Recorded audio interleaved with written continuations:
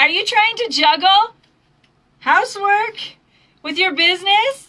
How to juggle life with running a business? Whether you are a fabulous jewelry lady or whether you do anything outside the home, you could be in any business really.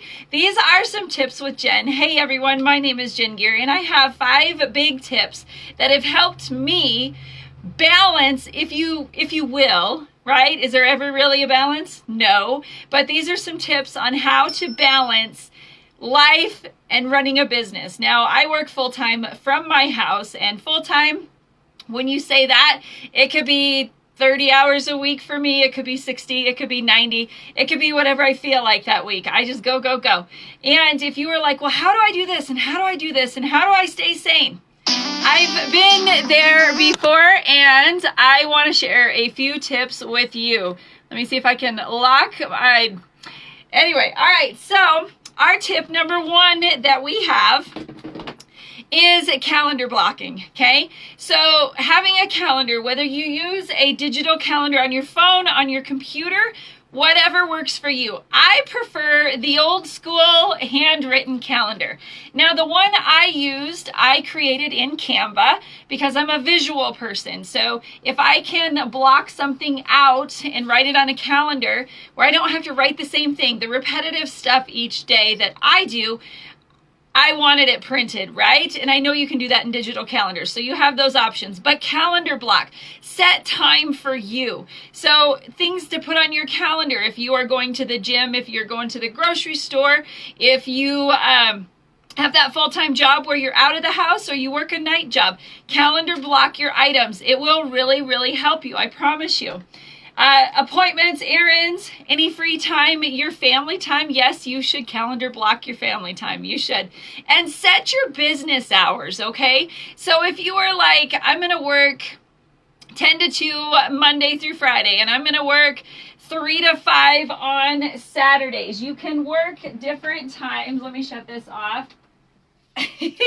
You can work different times to schedule yourself, right? Just like if you were going to a 40-hour week, or whether paparazzi or your Tupperware business or your candle business, whatever you do, schedule that time for you, okay? You want to schedule it out. The next thing I want to share with you is a tip. I learned it many years ago, and it really, really helps me. It is a timer.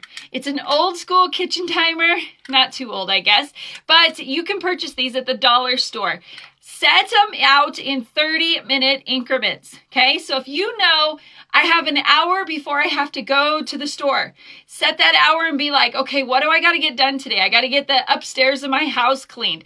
Set that 30 minutes and work on one room for 30 minutes. Now that means do not pick up your cell phone if you hear the ding, ding, ding of somebody texting you, or you hear something. Do not answer anything. Just do your 30 minutes and get it done. I promise you, if you start using a timer and say, I'm doing laundry for 30 minutes, you will get your stuff done. I promise you. The more you set that, you set yourself to not be on your phone and scrolling. Yes, hashtag guilty. You will get way more done. So the kitchen timer is huge for tasks. 15 minutes, 30 minutes, you can find that time in the day. And it also works if you're running a business. Set yourself 30 minutes to do your posts, 30 minutes to follow up with your customers, 30 minutes, 15 minutes, whatever you have to reach out to your team members. Setting those times is what really is going to help you get more done in during the day. The next one, step 3 or number 3, whatever you want to call it, is to automate, okay? To schedule things out. Now, Facebook has lots of scheduling things. If you have a business page, you can schedule posts. You can schedule like happy birthdays, happy anniversaries, good morning posts. You can schedule things that you're going to sell. If you schedule it out, like on a Sunday, sit down, schedule your stuff, and then throughout the week, it will post for you. There's other options out there. I use one called SynShare. I've used it for probably 5 or 6 years now, and it works well with Facebook, and you can schedule posts through that. So that's one that I use. There are a few out there. Google them. I'm sure you'll find some stuff. All right, the next one is a DMO. DMO is daily method of operation. It's kind of like a task list. It's kind of like a to-do list, right? A checklist. Those are the things that you want to do each day for your business, okay? And you incorporate that into your daily life. So if you are working, say you work at the doctor's office all day and you know that you're going to be gone from this time to this time. Well, when you get home, you have this amount of time, or maybe during your lunch hour, or maybe before you go to work, you have this amount of time. Your DMO is the little stuff done each day, which is what is going to grow your side hustle, your full-time hustle, whatever it is for you. Things to have on your DMO would be responding to your messages. If you sell a product, posting pictures of your product, being active if you have a group or a page, whatever works for you. Your replies, posting on stories, right? Stories are really big in Facebook right now. If you do live shows, doing those. Checking in with your team. Let's see what else. Filling orders, mailing orders, YouTube channel. Also like learning, reading books that you may have, spending time each day reading books to get better.